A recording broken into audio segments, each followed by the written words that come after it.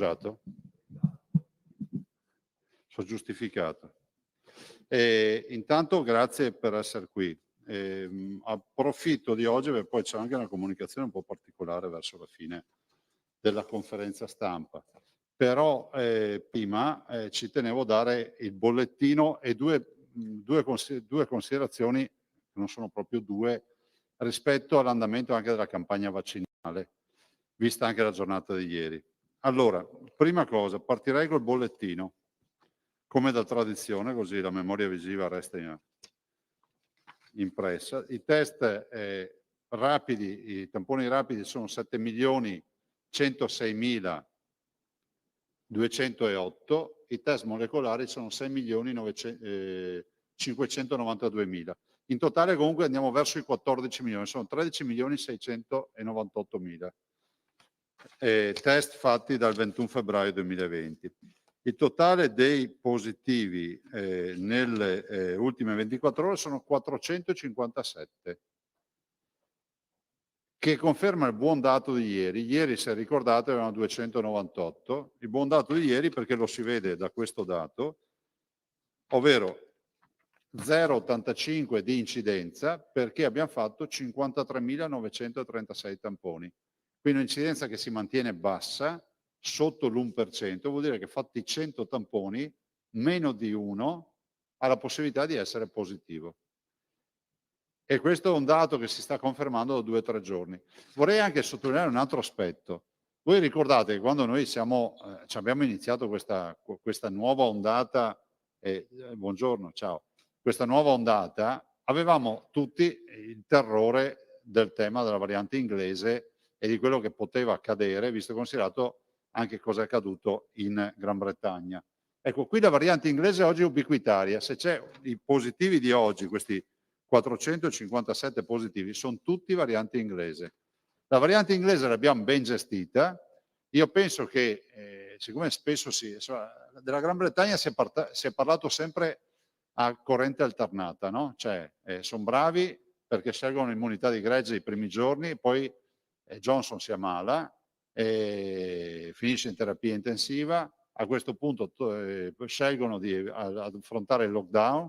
Dopodiché dicono, ma gli inglesi non sono usciti per prima, poi gli inglesi si fanno 5 mesi di lockdown nell'autunno-inverno 2020, ma soprattutto voglio ricordare che quando arriva la variante inglese non si capisce per quale motivo, perché una coda primaverile estiva, comunque loro ancora hanno una montagna di ricoveri. Io penso che il vero tema stia qui, e il contact tracing, 53.000 tamponi al giorno, ti permettono di anestetizzare tutto quello che è il cluster che si va a formare. Cioè, in Inghilterra non sono partiti con operazioni tipo le scuole sentinella o altre cose. Non lo dico per amore di polemica, lo dico perché una giustificazione va detta, cioè la variante è quella, noi non abbiamo tassi di ospedalizzazione come loro.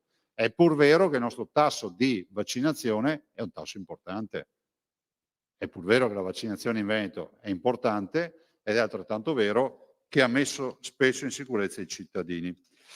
Positivi di oggi infatti stanno decrescendo, sono 11.948, quasi 12.000 persone che sono oggi quarantenate, ma insomma voi sapete che la quarantena per il vaccinato sono 7 giorni, quindi se continuassimo ad avere questi dati bassi di contagiati quotidiano, vedrete questo numero che calerà vorticosamente e anche molto velocemente. Il numero di positivi dall'inizio sono 465.868, che ripeto sempre con la volontà di dirlo all'infinito, noi li abbiamo tutti ricoverati. Di questi, alla fine, visto che ho già in mano la tabella, di questi signori qui, solo 23.000 sono entrati in ospedale. Lo dico perché sta storia che non fate le cure domiciliari, questo è il dato. 465.000 contro 23.000 in ospedale. E quindi il merito dei medici, dei cittadini col fai da te, tanti magari si sono anche arrangiati, altri magari non avevano sintomi così gravi da ricorrere a terapie, perché vi ricordo che tra i positivi metà è asintomatica o era asintomatica. Allora, ricoverati totali sono 334. Vedete che il numero lì balla, siamo fermi sui 334. 7, 14, 21, 28, sono quasi 50 pazienti per provincia, che non è che sono pochi, noi ne vorremmo avere molti di meno. Diciamo che siamo oggi, passiamo la fascia, ormai adesso vedrete, di questi 334, 272 sono in area non critica e 62 in area critica. Ecco, quindi anche se di poco, di qualche unità, noi saremo in teoria nella fascia, non siamo più nella fascia F1, ma siamo già nella F2 rispetto alle terapie intensive. Abbiamo 6 fasce e quindi dai sopra i 50, adesso non ricordo, dai 50 ai 150 se non ricordo male, c'è un'altra fascia. Allora, non siamo preoccupati, gestiamo questi pazienti, però è pur vero che i numeri in terapia intensiva dovrebbero calare e anche dei ricoveri e purtroppo devo ancora evidenziare, ho visto i dati stamattina, l'80% dei 62 ricoverati in terapia intensiva sono non vaccinati e quasi il 70% nelle corsie. Terapia intensiva non Covid 3,44. Oggi peraltro abbiamo fatto un provvedimento di proroga di finanziamento per recuperare le prestazioni arretrate. Voi sapete che il Covid ha significato dal punto di vista amministrativo 2 grandi temi, 1 miliardo e 200 milioni di spese extra e 500.000 prestazioni arretrate. Vi daremo nei prossimi giorni l'esito del recupero di queste 500.000 prestazioni, ma oggi abbiamo voluto in giunta continuare a confermare l'impegno e dare modo ai nostri direttori generali di rivolgersi anche a prestazioni, acquisire anche prestazioni esterne pur di risolvere il problema dell'arretrato. Perché anche qui, quando si parla di Covid, forse varrebbe la pena anche di essere onesti intellettualmente e ricordare che il Covid non è solo il paziente malato di Covid, come qualcuno vuol far credere, ma c'è anche tutta una macchina della sanità che si ferma, magari non garantendo, ad esempio, tutto il tema degli screening per l'oncologia o terapie.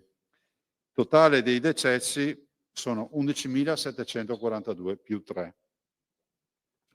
Nelle ultime 24 ore, c'è un po' di dati da darvi, intanto i vaccini in totale in Veneto sono 6.714.891, 6.714.891. Sono esattamente le inoculazioni che 1.600 persone schierate quotidianamente su 60 centri vaccinali hanno portato avanti dal 27 dicembre ad oggi. Ieri abbiamo avuto quasi 20.000 vaccinazioni, delle quali 1.412 il famoso booster e quindi la famosa terza dose, chiamiamola terza dose perché se no i cittadini fanno confusione e hanno anche ragione. Quindi a terza dose siamo stati, avete visto, in maniera così simbolica, se volete anche abbiamo voluto dare questo significato che sono iniziate le terze dosi. La platea alla quale ci rivolgiamo è una platea, i nostri fragili sono 160.000. Ieri vi hanno spiegato, l'ha spiegato l'ingegnere Fattori e anche l'assessore, che stiamo parlando in questa fase per gli autorizzati di 70-75.000. Ne ho parlato col generale Figliolo ieri. Voi sapete che io sto dicendo da mesi, potete farvi anche una ricostruzione, che è fondamentale decidere che se serve la terza dose, è altrettanto vero che la terza dose deve essere pianificata con urgenza negli anziani, nei grandi vecchi, penso degli over 80, ma poi alla fine si andrà a scendere per fascia di età, perché se è vero che per avere vinta questa battaglia ci vogliono i titoli anticorpali alti, è altrettanto vero che ci sembra di aver capito dagli scienziati che gli anticorpi diminuiscono nel tempo. Quindi immaginatevi i nostri sanitari che si sono vaccinati il 27 dicembre pubblicamente con quelle prime 827 dosi, oggi hanno sul groppone fondamentalmente 9 mesi di vaccino, quindi immagino che molti abbiano avuto anche un calo del titolo anticorpale. Quindi la grande preoccupazione nostra è quella di non affrontare l'inverno con gli anziani senza copertura anticorpale, oltre che gli operatori della sanità e tutto il mondo. generale ieri, ve l'ha detto anche pubblicamente, conferma che sembra che in settimana dovrebbe esserci una determinazione del CTS rispetto a questo. Io dico ovviamente che noi in magazzino abbiamo 1 milione di dosi, Pfizer e Moderna, qui ormai si ragiona solo di Pfizer e Moderna. Ecco, va chiarita una cosa, è vero che è autorizzata l'eterologa, cioè vuol dire che è vero che già CTS ha autorizzato il fatto che se tu vieni dalle 2 dosi con un vaccino, puoi essere vaccinato con un altro vaccino, tra quelli autorizzati, però è altrettanto vero che non è stato chiarito, e questo è una lacuna che si presta alle polemiche anche vivaci a volte, rispetto al fatto che chi ha avuto un progetto, un percorso vaccinale con un vaccino potrebbe chiedere la conferma del suo vaccino. Cioè chi ha fatto 2 dosi di AstraZeneca, punto di domanda che faccio io, se viene al centro vaccinale e pretende di avere ancora AstraZeneca, cosa si fa? E questo è un bug che va assolutamente risolto, perché altrimenti crea ovviamente qualche guaio e qualche problema. Noi siamo pronti, vi dicevo, 1 milione di dosi, il milione di dosi sono Pfizer e Moderna per noi. Voi sapete che noi non riceviamo più da 2 mesi AstraZeneca per scelta. Qualcuno mi dice: ma c'è qualche regione che ha performato lo 0,2, lo 0,3 in più in vaccinazioni? Sì, ma hanno utilizzato Johnson & Johnson, vuol dire che noi facevamo 2 dosi e segnavamo un paziente. Chi faceva Johnson & Johnson faceva 2 dosi, 2 pazienti. Noi non abbiamo fatto gli Astra Day con gli under 60, abbiamo fatto delle scelte che ci possono un po' aver penalizzato, ma nonostante questo siamo stati bravi, perché le percentuali nostre sono le più alte a livello nazionale, tra le più alte a livello nazionale, ma soprattutto voglio ricordare che siamo comunque forse l'unica regione che ha fatto queste scelte di campo importanti. Come sta andando la vaccinazione oggi in Veneto? Vi dico le fasce d'età. Intanto posso annunciarvi che stiamo ormai scollinando l'81%. Oggi, in questo momento, con i prenotati, siamo all'80,9%. Quindi della popolazione vaccinabile vaccinata all'80,9%. Quindi verosimilmente con un po' di tenacia e disponibilità, io penso che questo miraggio resta ancora un miraggio, dell'85% non sia poi così distante. Insomma, qualche punto comunque si crescerà ancora. Over 80, 99,5%. Cioè chi ha più di 80 anni al 99,5% sono vaccinati. E qua devo chiarire una cosa: i non vaccinati o sono persone non vaccinabili o irreperibili. Abbiamo avuto, sembra strano, anche casi di irreperibilità, non riusciamo a trovarli. Di abbandono del vaccino sopra gli over 80 son pochissimi casi, del resto 99,5 lo dice da solo la cifra. 70-79 anni, grande performance, 92,3%. Cioè vuol dire che i settantenni son tutti vaccinati praticamente. 60-69 anni, anche qui è andata bene, 88,1%. 50-59 anni, che era un po' la categoria, se ricordate all'inizio, che faceva più penare, che è la mia, 81,6. A sorpresa hanno avuto un grande colpo di reni, soprattutto nell'ultimo mese e mezzo. Considerate, questa è una categoria che ha aperto a maggio. E quindi un grande recupero, perché i cinquantenni all'81% vuol dire 8 su 10 son vaccinati o hanno la prenotazione a breve peraltro. 40-49 anni 74,4. 30-39 anni 71,8. E poi sorpasso a destra micidiali, i 20-29 anni stanno andando verso l'80%, sono al 77%. Quindi la categoria dei giovani comunque sta performando alla grande. 20-29 anni, 77%, ha superato i 30-39, ha superato i 40-49. E poi i ragazzi 12-19 anni, che è la categoria della scuola, no? In particolar modo della scuola superiore, la scuola delle superiori, 64,4, sta continuando a crescere. Ricordate che avevamo 51, 52 un paio di settimane fa. Siamo al 64,4, quindi più di 1 su 2 è già vaccinato. Quindi media regionale 80,9. Sulle prenotazioni vi confermo che c'è un'impennata delle prenotazioni, come vi ho detto ieri. Buon dato, nel senso che ricordo che la vaccinazione resta volontaria.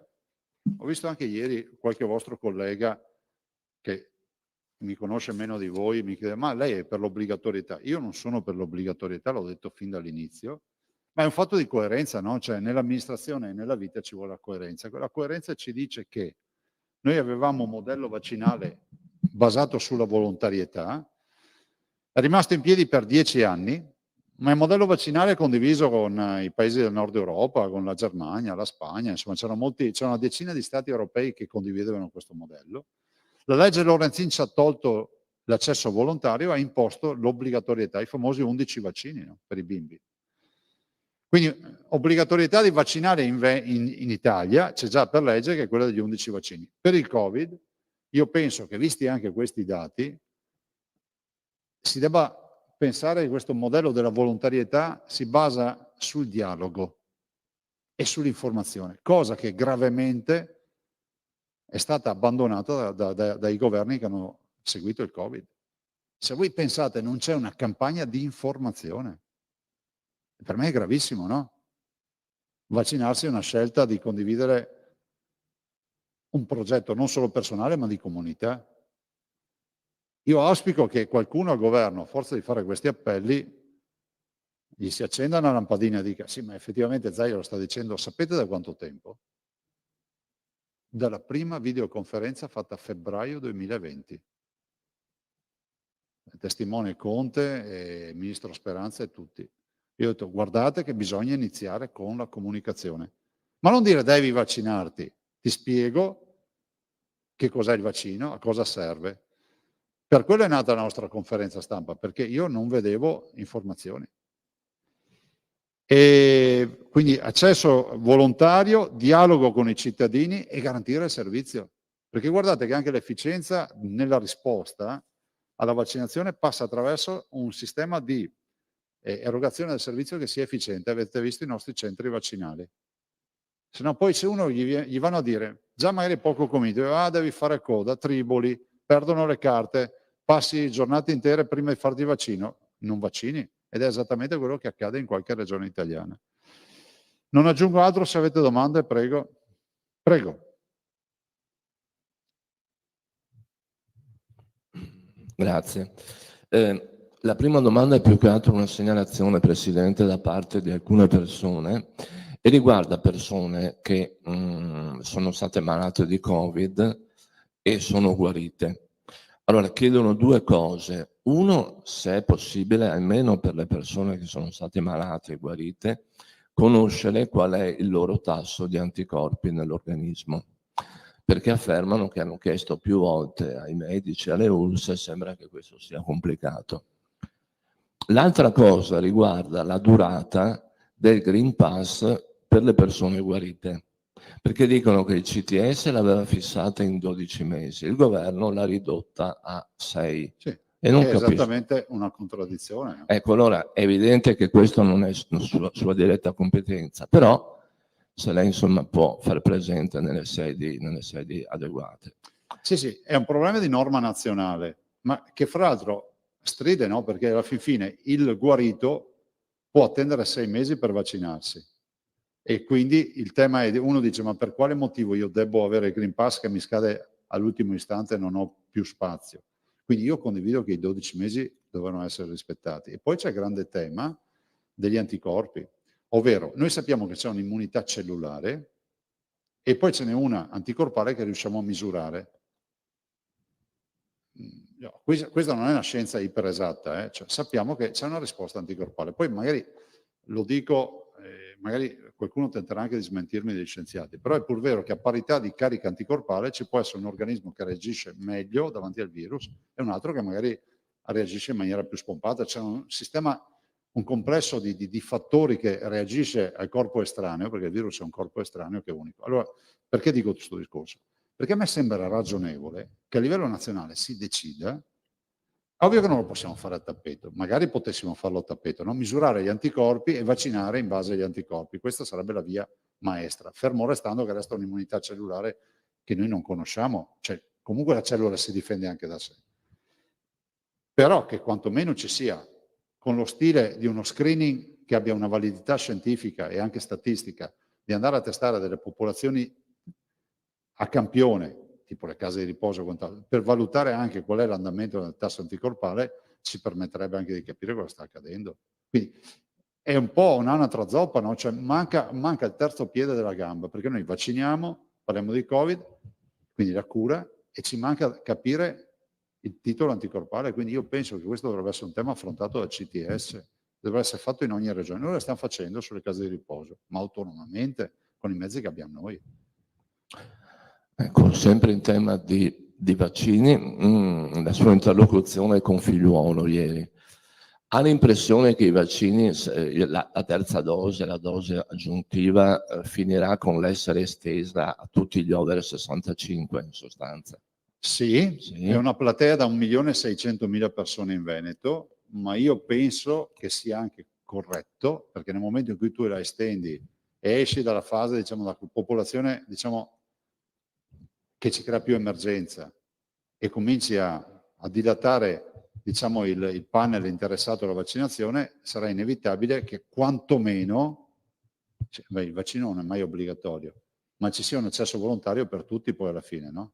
Immagino che andrà a finire così, cioè io potrei dire, ma alla fin fine, passati 6 mesi, io in via teorica avrei diritto alla terza dose, come tutti quelli che si sono fatti la seconda dose. A questo punto, qual è la discriminante tra me e un 65enne? Può essere solo quella dell'età? Mi sembra molto, molto aleatoria, no? Vedendo i ricoveri che abbiamo, vedendo un po' i guai. Per cui immagino che verrà estesa a tutti, dopo chi vuole se la farà, chi vuole non se la farà. Cioè. Quindi insomma non ci sarà un limite d'età vero e proprio. Secondo me no, secondo me sceglieranno di scendere come hanno fatto nell'iniziare a vaccinare. Quindi scendono per fasce d'età, partono dei grandi anziani e a scendere poi si andrà a offrire la proposta vaccinale anche alle altre fasce d'età. Però questo non è dato a sapere, mi immagino per una logica anche clinica avverrà così. Io ho un'altra domanda, ma prima cedo la parola ai colleghi. Prego. Buongiorno Presidente. Buongiorno. Io vorrei fare 2 domande che esulano dal Covid. La prima riguarda Walter Onichini, che da qualche giorno è detenuto al carcere di Santa Maria Maggiore, qui a Venezia, un caso che aveva fatto molto discutere. È stato condannato a 4 anni e 11 mesi di carcere per aver sparato a un ladro che era entrato in casa sua, e ultimamente si sono moltiplicate le prese di posizione, soprattutto da Fratelli d'Italia e dalla Lega. Ieri è venuto Matteo Salvini a visitarlo in carcere, ci sono state delle manifestazioni, delle raccolte di firme. Lei cosa ne pensa? Ma guarda, io posso esprimere una posizione di chi governa questa regione e ci sono molte considerazioni da fare. La prima che farei è di natura umana. Cioè, proviamo a immedesimarci, a metterci nei panni di Onichini che si trova un ladro in casa. È ovvio che saltano i freni inibitori, saltano tutti i meccanismi che una persona comunque si dà, no? Cioè, noi siamo un fenotipo, no? C'è l'ambiente che c'è, la cultura, tutto quello che abbiamo salta perché davanti a una scena come questa c'è un elemento che è la paura, c'è un elemento che è quello della difesa del nido. Ci vorrei ricordare che Onichini ha 2 bambini, una moglie. C'è quella della difesa di un territorio, no? Quindi, secondo me, la comprensione è fondamentale. Io penso che non si possa fare una revisione di quello che è accaduto, perché sarebbe, come si può dire, sarebbe un danno suo, sarebbe diciamo, un danno che facciamo a lui. Ma guardiamo invece perché è accaduto. Vista da fuori e sentendo anche i commenti, leggendo i familiari che ne parlano, penso che giustamente lì si sia trovata in preda al panico, perché solo in preda al panico, cioè non mi risulta che Walter Onichini sia un noto pistolero, non mi risulta che Walter Onichini ambisse a impallinare qualcuno prima o poi. Quindi io penso che questo sia un elemento da tenere molto in considerazione. Davanti a un terribile fatto come quello, come ci saremmo comportati noi? Sì, probabilmente molti sarebbero scappati, altri avrebbero consegnato tutto, anche quello che non chiedevano. Qualcun altro si sarebbe difeso nel corpo a corpo. Qualcuno, se aveva un'arma, avrebbe sparato. Qualcun altro magari avrebbe preso il primo oggetto contundente e avrebbe affrontato il ladro. C'è stato poi un proseguio di questa vicenda. Io penso che a lui debbano essere riconosciute queste attenuanti. Tutti noi ci aspettavamo questo, no? Nessuno ha negato i fatti. Però l'unico fatto concreto dal punto di vista giuridico è che il ladro è libero e Onichini in galera. Il ladro è libero e Onichini in galera. Da quello che ho capito il ladro chiede anche i danni o si è fatto pagare i danni, non lo so, passatemi questa inesattezza, e Onichini in galera. Io esprimo la mia vicinanza a lui, totale. Come vedete io, come accade sempre, evito come si può dire, di approfittare di questi temi, ma voglio dire una roba. Penso che per Walter bisogna chiedere, esprimo anche la mia vicinanza ai familiari, la mamma, la moglie, i bimbi che hanno poi vissuto la tragedia dell'arresto del padre in quella maniera, ma sono bimbi, bambini sono. Quindi anche lì un po' di delicatezza, cioè, questo qua non è uno che cioè, col pericolo di fuga, cioè, penso che lo potessero anche chiamare al telefono e dire guarda, cioè, ci mettiamo d'accordo o vieni te. Cioè. Ora, al di là di questi aspetti, l'unica via di uscita qui è chiedere che a livello nazionale, al Quirinale, al Presidente della Repubblica, siccome questa è una sentenza passata in giudicato, è inutile stare lì a battere la testa contro il muro e pensare che il muro si rompa. È una sentenza passata in giudicato. Chiedere che ci sia la grazia. Questa è l'unica via di uscita. Io direi chiedere anche, non so se si dice giudice di sorveglianza, si dice, insomma, colui che è responsabile in questo momento della libertà o della reclusione di Walter Onichini, che si valuti di mandarlo ai domiciliari in questa fase. Non so, io non sono un legulei, non so nulla di sta robe, però a me sembra che davanti a una condanna come questa, in altri casi fanno il giro del palo e non vedono neanche il carcere. Cioè, questo è il paese dell'impunità, cioè, che non facciamo finta di essere in un paese dove c'è la punità. Cioè, qui siamo nel paese dell'impunità. Cioè, per andare in galera bisogna combinarla veramente grossa in Italia. Mi diceva un addetto ai lavori, un grosso addetto ai lavori a livello nazionale qualche anno fa, che quando tu becchi un ladro, minimo statisticamente ne ha già commessi altri 10 di quei reati. Onichini non è che ha fatto 10 sparatorie. Onichini ha una condizione definita, certa, per la quale io chiedo che ci siano... Mi rivolgo al capo dello Stato, che conosco essere persona sensibile davanti a una famiglia, davanti a quello che è accaduto, che fortunatamente non ha avuto il morto, e che quindi ci sia la grazia. Cambio argomento. Ieri... Dall'altro però chiedo che nell'attesa quantomeno possa tornare a casa. Cambiando argomento, ieri il sindaco di Padova, Giordani, ha incontrato il ministro Speranza. Al centro dell'incontro c'è il nuovo ospedale di Padova. Giordani sostanzialmente ha chiesto che si accelerino le procedure, che venga nominato un commissario per snellire le pratiche. Lei è d'accordo? No, scusami, io non posso essere d'accordo, l'ho detto io. Cioè, che adesso non venga fuori che l'ultimo che parla è quello che ha ragione. Cioè, io ho sempre detto che nel momento in cui si parte con l'ospedale di Padova, la soluzione migliore è quella di identificare un commissario. Vorrei ricordare che il cantiere è della Regione del Veneto e il soggetto, diciamo, l'ente, diciamo, la stazione appaltante è l'azienda ospedaliera di Padova, quindi il dottor Dalben, che conosce benissimo le carte e segue bene sta roba. Io resto convinto che se il governo tenesse a tutta una serie di opere a livello nazionale, PNRR o non PNRR, ma comunque ci sono delle opere strategiche. L'ospedale Policlinico Universitario di Padova è unico e quindi ci sia un provvedimento che stabilisce che possiamo nominare un commissario, ma non per far finta di essere commissario perché gli diamo l'impermeabile, no? Come quello dei polizieschi, ma un commissario vero, dove si abbattono i tempi, dove ci siano tutte le commissioni di controllo, di verifica. Nessuno lo scrive mai. Io in tempi non sospetti ho scritto all'ANAC, ho fatto scrivere all'ANAC affinché ci sia la totale e piena collaborazione con l'ANAC per questo patto. Ma saranno passati 2 anni. Quindi assolutamente controlli, ma poi efficienza. Questo ospedale in 5 anni lo si può fare. Hanno fatto un ponte in poco tempo a Genova. Noi possiamo fare l'ospedale.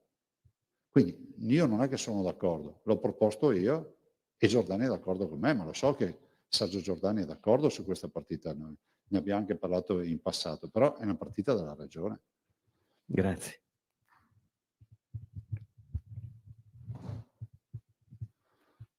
Con Sergio col sindaco c'è un ottimo rapporto, che non c'è, al di là delle battute.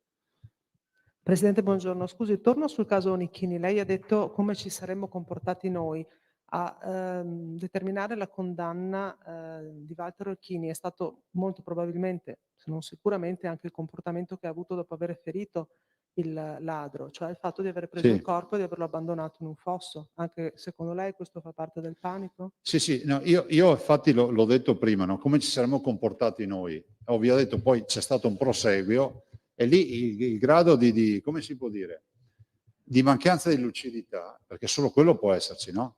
Se sei davanti a una persona che è incensurata, ci può essere la mancanza di lucidità e si è protratto per ore. O meglio, diciamo che quello che è accaduto è comunque segno di uno stato di ansia, di disperazione, di paura. Cioè, io non faccio il difensore di Onichini, però penso che debba essere visto tutto nel complesso questa vicenda. Lui ha avuto una condanna, la condanna deve essere solo oggetto di grazia e spero che lo rimandino a casa. Covid invece, ci può spiegare meglio per cortesia questa delibera approvata oggi in giunta sulle prestazioni arretrate? Sì, ve la diamo la delibera, nel senso che fondamentalmente la delibera è il proseguio, cioè l'impegno di dire ai direttori continuate anche a acquisire prestazioni, diciamo, esterne, pur di abbattere, cioè diamo mandato a continuare, siccome era scaduta l'altra, quindi è sostanzialmente il proseguio dell'altra. Quindi se io ospedale non riesco a smaltire, che ne Posso so, la comprare visita, posso prestazioni. andare in una clinica privata Comprare convenzionata? prestazioni, noi ne abbiamo 500.000. Fra l'altro l'assessore mi ha detto che per domani dovrebbe avere, domani o dopodomani, anche la conta di quante delle 500.000 sono già state evase. Però considerate tra domani e dopodomani, mi ha detto che stava raccogliendo i dati. E l'altra cosa invece sul 20% in terapia intensiva non vaccinato e 30% nelle aree non gravi. C'è un profilo chi sono questi Sì. pazienti?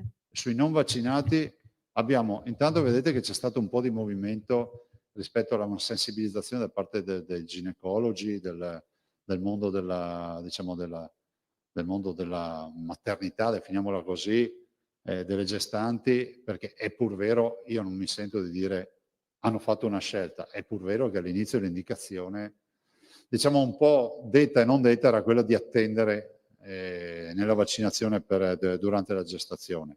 Si è visto che purtroppo parecchie gestanti hanno avuto qualche guaio, peraltro abbiamo, adesso non so se lo posso dire, ma insomma non ci sono i dati, insomma in un ospedale del Veneto abbiamo anche un neonato da madre Covid, tra l'altro negativizzata, poi dopo un po' ha partorito, adesso abbiamo un neonato che da quello che mi hanno detto è Covid, è in terapia intensiva. E quindi il tema, allora, un blocco è questo delle gestanti, quindi so che i loro medici che le assistono in scienza e coscienza stanno consigliando o meno il vaccino. Guardate, io non voglio neanche entrare su questi temi, so che comunque è sdoganato il fatto che ci si può vaccinare durante il Covid. Ho visto anche una signora in gestazione di Padova, mi sembra in uno spot, che parlava della sua vaccinazione. E dall'altro poi sono persone, non sono, allora abbiamo tra i vaccinati spesso abbiamo degli anziani, anche importanti, cioè, importanti insomma, delle persone over 70 che hanno avuto la vaccinazione probabilmente o non ha avuto risposta anticorpale o o è stata bassa la risposta anticorpale, cioè non rientra nella casistica di quel 5-6% che non ha risposta anticorpale del vaccino, oppure ha avuto una bassa risposta anticorpale. Invece tra i non vaccinati, oltre alle gestanti, abbiamo la fascia dei cinquantenni, cinquantenni, quarantenni, insomma, che ne abbiamo di presenti in terapia intensiva. No, no, no. No, allora, tanti sono sani come pesci. Cioè non stiamo parlando di una terapia intensiva in Veneto oggi dove siano presenti pazienti con comorbidità. Cioè ci sono anche quei casi, ma non sono tutti così. Cioè, gran parte finiscono in terapia intensiva per altri motivi, cioè perché non si sono vaccinati o hanno contratto il virus e quindi questo è il problema. Sì, hanno contratto il virus perché non si sono vaccinati. Altro? Sì, io. Presidente, buongiorno. Prego. Volevo chiederle una precisazione. Aveva parlato delle terapie intensive e di uno scatto di fascia nel famoso piano di sorveglianza. Ha conseguenze concrete? No, non ha conseguenze, solo che noi... Non ci sono restrizioni in vista di non ci sono restrizioni. No, ma nel nostro piano ospedaliero, sì, quello. Quindi ci sono dei warning, noi abbiamo passato le 50, ma le abbiamo passate da qualche giorno, beh, attenzione, dobbiamo prepararci per allestire, vedere, distribuire, però siamo ancora in una gestione. Più che tranquillo. Mi ricordo che a dicembre siamo arrivati a quasi 500 persone in terapia intensiva, oggi ne abbiamo 63, tanto per dare una dimensione. Grazie. L'altra cosa invece non riguarda il Covid, ma riguarda i FAS. Ieri le Sì. mamme No FAS e l'associazione ambientalista Green Pass ha reso noto dei dati che riguardano un panel di alimenti raccolti nel 2016 e nel 2017 che sono risultati tra l'altro contaminati da queste sostanze pericolose. Al di là di come l'hanno avute, vabbè, questo è un altro discorso, magari glielo chiedo dopo, però nel 2020 EFSA, che è l'autorità europea, ha abbassato fortemente i limiti di 4 volte. Allora chiedono alla Regione se è possibile avviare un controllo sugli alimenti aggiornato a questo panel e chiedono anche se è possibile anche fare qualcosa per le acque non potabili, perché sono quelle poi che vanno a far alimentare gli allevamenti, l'agricoltura, e questi prodotti poi vengono anche esportati, quindi se c'è qualche forma di controllo. Ma io so che avevamo fra l'altro distribuito noi, Carlo se lo ricorderà, le tabelle con gli alimenti, no? Chi fece la prevenzione, chi è che fece quello studio? Dobbiamo, magari vi invito o vi mettiamo a disposizione la dottoressa Russo che vi dice qual è lo stato dell'arte rispetto al nostro lavoro interno. Dopodiché il tema delle acque non potabili utilizzate per l'irrigazione è un altro dei temi che è noto a tutti noi. Del resto i FAS, vi ricordo che l'origine si perde quasi nella notte dei tempi. Se c'è un'azione giudiziaria importante lo si deve alla Regione che addirittura è riuscita a sfondare il muro del suono su una causa che sembrava già persa in partenza. Siamo l'unica regione in Italia che ha FAS per legge zero nelle acque, in Italia non è così. Continuiamo il nostro percorso di virtuosità sapendo che partiamo da una situazione di inquinamento importante. Non siamo gli unici a livello nazionale. Vedo che si continua a parlare del Veneto. Io ricordo la cartina del CNR quando c'è stata mandata, aveva un sacco di focolai in giro per l'Italia. Noi siamo quelli che hanno fatto ad esempio un laboratorio per l'analisi dei FAS che è a riferimento nazionale, 10 milioni di euro abbiamo speso. Cioè i FAS in Italia li analizza il Veneto. La virtuosità spesso è stata trasformata in un atto di colpa. Però condivisibile è quello che è stato detto, insomma, cioè la dottoressa Russo saprà essere molto più precisa di me. Grazie. Prego. Prego. Grazie. Ecco, no, oggi c'è un anniversario, è un anno dalle elezioni regionali. Abbiamo visto che no, abbiamo visto anche un post di Ciambetti che è un peana il suo successo. Bene, grazie. Chi invece non eleva peana è l'europarlamentare della Lega Francesca Donato, la quale ha annunciato che lascerà la Lega e fin qua insomma non è proprio un evento epocale, Però questa europarlamentare sostiene che la Lega è diventata una forza di potere, di sistema, nella quale, dice, il duo Giorgetti-Zaia non si pone più il problema di trasformare la società, ma soltanto di gestirla acquisendo consenso. E sulla faccenda del vaccino dice che ogni forma di atteggiamento critico è stata soffocata, silenziata, in nome di una ossequiosità al governo romano. Guarda, io ho già risposto a un tuo collega che mi ha fatto una domanda forse una settimana fa e ho risposto non so chi sia, cioè non la conosco neanche. Al di là di chi sia, L'unica roba che mi viene in mente sarebbe parlamentare se non si candidava in Lega. Ma non ce l'ho mai vista, mai incontrata, non so chi sia. Bene. Non ho altro da aggiungere, dovete scusarmi, ma io proprio non ho neanche... No, ma questa non era tanto una replica a questa signora. Ma diventa una replica posta così. Lasciamo stare allora le dichiarazioni della Donato, ma insomma, lei si aspettava che dentro la Lega ci fosse, per quanto minoritaria, comunque ci fosse una reazione... Ma sì, perché un grande partito è uno spaccato della società. Cioè, io non trovo assolutamente fuori dal comune che ci sia chi non la pensa come me. Cioè, non facciamo più le riunioni nella cabina telefonica come 30 anni fa, quando eravamo ai moti carbonari quasi, no? Cioè, eravamo veramente quattro gatti. Questo è un grande partito, è il primo partito in Italia, è un partito di governo, ma non solo di governo nazionale, di governo anche perché è concreto, perché poi alla fine abbiamo le regioni più importanti, diciamo, governate dalla Lega. Quindi non lo trovo una roba scandalosa che ci sia qualcuno che possa avere posizioni alternative. Però è pur vero che poi una sintesi va fatta. E nel momento in cui tu chiedi ai governatori qual è secondo loro la sintesi, visto e considerato che sommessamente siamo noi a gestire questa partita, cioè siamo noi al fronte. Abbiamo dato la nostra posizione, ma in accordo con Salvini, insomma, ci sono i 5 punti che confermiamo. Ecco, Borghi... Cioè, ti faccio un esempio. Sì. Quando uno dei 5 punti dice la Lega è per la volontarietà, penso che uno che è contro i vaccini si mette via e dice bene, sto tranquillo perché la Lega è per la volontarietà. E tu continui a fare la battaglia, allora uno dice scusa, ma forse non si spiega mai. Se non siamo per l'obbligatorietà, chi vuole volontariamente farsi il vaccino, dobbiamo bloccarlo e non far più centri vaccinali? No. Quindi a volte alcune discussioni rischiano di essere inutili, no? Concludo. Borghi, magari Borghi sa chi è, sì. ecco, ha detto ma il governatore Zaia ha avuto un grande consenso con, dice lui, le liste civiche. Salvini invece cerca il consenso per la Lega. Sono piani diversi.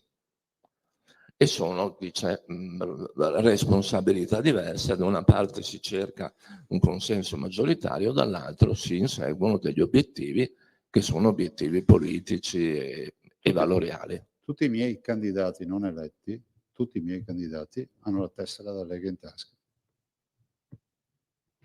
Nel senso che sono stati tutti candidati noti a tutti voi come leghisti. Siccome ne avevano tanti, invece ci è toccato fare anche una seconda lista perché non ci stavano in una lista sola. Quindi e io non ho mai negato, cioè onestamente chiamarla forza civica mi sembrava una presa in giro, cioè c'è una segretaria di partito nella lista. Vabbè. Abbiamo altre robe più interessanti? Allora ve ne parlo io di una. Prego. Visto che Pippo ha rotto l'argine sul dibattito nella Lega, questione Tosi, sì, che mi sembra interessante, visto che era stato anche protagonista di un dualismo, chiamiamolo così. C'è questa ipotesi che la Lega possa sostenerlo alle elezioni di Verona. Lei che cosa ne pensa? Che potete prendervi ferie senza problemi. Poi? In che senso? Non serve che te resti al lavoro per lavorare su queste robe qua. Nel senso che non è per me ad oggi non c'è nulla di ufficiale, non mi risulta che ci sia nulla di ufficiale, punto. la mia posizione la conoscete, insomma, cioè. Però, scusi Nu- Presidente, nulla non c'è di- nulla di nulla di ufficiale, vuol dire personale. che è ufficioso? No, no, nel senso che non...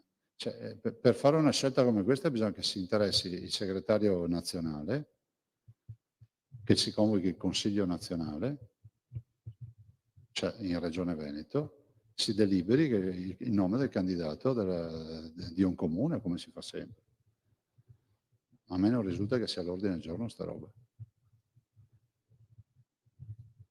Ma del resto mi sembra di aver letto qualcosa di Alberto Stefani che l'ha proprio cassata, cioè perché non poteva che fare altro, ha fatto bene. Prego, Aldo. Sì, avevo un'altra domanda a proposito dell'anniversario delle elezioni. Sì. Lei l'anno scorso, quando è stato eletto, ha presentato in Consiglio regionale un pacchetto di proposte di legge. 2021-2022, quali sono le priorità che lei dà al Consiglio regionale in merito al suo programma di Guarda, governo? intanto Cioè, cos'è che va fatto? Questo Consiglio regionale devo dire che sta lavorando tantissimo e voi stessi lo potete far notare dal numero di provvedimenti che vengono approvati. È compatto. Io penso che noi adesso abbiamo una grande sfida e a parte quella dell'autonomia che la diamo sempre come primo posto, ma quella me la vedo io. E la grande sfida è quella che davanti a un'era glaciale nuova, perché tale è questo nuovo periodo post-Covid, e davanti a tanti finanziamenti che arriveranno in Veneto e stanno arrivando, il Consiglio deve normare per sburocratizzare, per rendere molto più easy la vita dei veneti. E noi siamo impegnati su molti fronti, no? Pensate ai fronti ambientali, pensate al fronte dei lavori pubblici, norme, insomma, vedo anche dalla riunione che abbiamo fatto ieri, vedo che insomma questo è l'intendimento che vogliamo portare avanti. Dopo potrei farvi la lista di 3 miliardi di robe, ma evito di farvela, insomma. Vuol dire fare norme che non complicano la vita ai cittadini. Fare in modo che non sia un ufficio complicazioni e affari semplici davanti a un fiume di risorse che arrivano nei territori. Presidente, questo è un vecchio tema, nel senso che le leggi si vanno ad accumulare alle precedenti leggi di Certo. tutte le legislature che si sono seguite dalla nascita delle regioni. E voi ovviamente, come in tutte le amministrazioni, ne presentate di nuove, ma un riordino senza che ci sia la legge che rimanda all'articolo della precedente, eccetera, questo non è mai stato fatto. Perché questi sono i codici sui quali stiamo lavorando, i codici di leggi, che però noi possiamo farle solo a livello regionale. Il vero tema e la vera sfida è farli a livello nazionale. Noi stiamo lavorando sul fronte dei codici, cioè fare in modo che l'agricoltura abbia un suo codice delle leggi. Ad esempio, faccio l'esempio dell'agricoltura. Io lo feci quando ero ministro. Il codice agricolo esiste in Italia, era il 7° codice fatto in Italia. Il primo codice fatto in Italia è stato il codice civile. Quindi fare in modo che ci siano dei codici che mettono assieme tutte le leggi di quel comparto. Questo è un lavoro che stiamo facendo, ma è un lavoro che è poderoso e non arriva nei prossimi mesi. Significa, come si può dire, fare un ricamo di fino, cioè riprendere in mano tutte le leggi e farne una unica.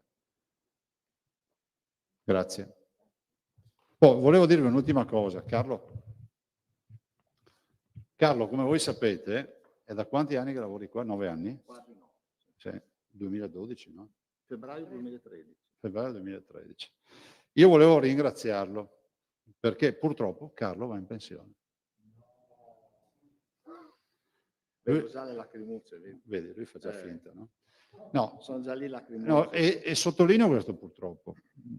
Non sono riuscito a fargli cambiare idea e lui il 1° di ottobre va in pensione e volevo approfittarne, non volevo che questa vicenda si chiudesse una letterina e volevo dirlo pubblicamente, ringraziarlo per tutto quello che ha fatto. Sicuramente ha lasciato e lascia il segno in questa regione e voi me lo confermate. È stato il portavoce che ho avuto per più tempo, fra l'altro. Prima c'è stato Giampiero, è stato 4 o 5 anni. 4 anni e mezzo.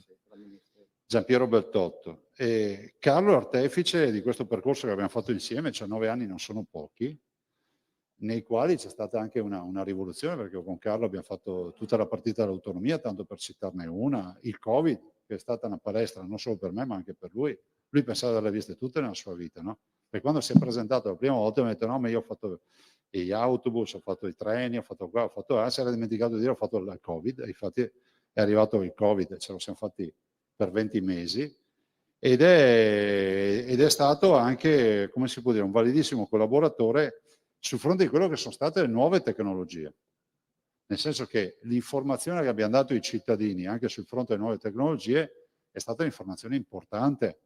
Considerate che al di là che gli addetti ai lavori conoscessero già Facebook nel 2008-2009, Facebook entra di pieno già, io ho fatto la campagna nel 2010, non si utilizzavano i social media. I social media iniziano a far capolino nella pubblica amministrazione intorno al 2012-2013, quindi con Carlo abbiamo iniziato questo nuovo percorso che oggi si dice che su Facebook abbiamo comunque quasi 1 milionata di persone, 1,2 milioni che comunque interagiscono e vedono i nostri comunicati, e abbiamo le altre piattaforme, e quindi si è anche inaugurata una nuova forma di comunicazione nella regione, che è un nuovo corso, no? Cioè, dettato anche da una contingenza che è quello di questo mondo analogico che se n'è andato e arriva a questo mondo digitale.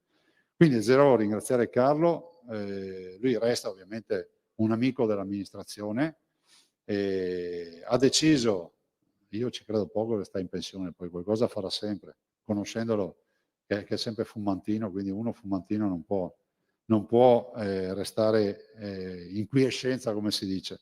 Ci credo anche poco che vada in Portogallo, in giro di qua di là, perché poi so che ha cambiato casa a Venezia, quindi non so.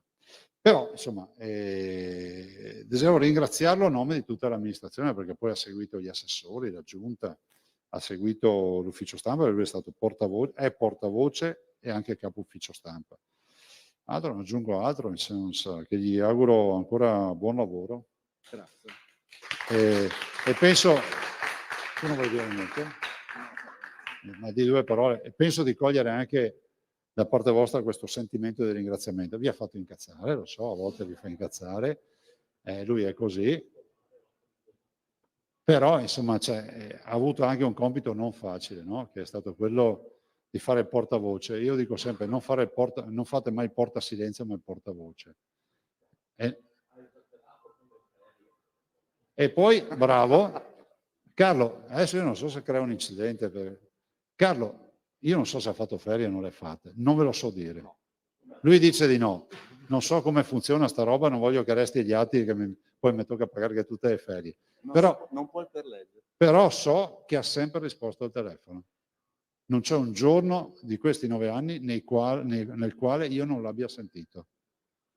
Per cui immagino che sarà anche sotto l'ombrellone con la nipotina, perché adesso un po' c'ha sto debole per la nipotina e quindi sta stravolgendo la sua vita.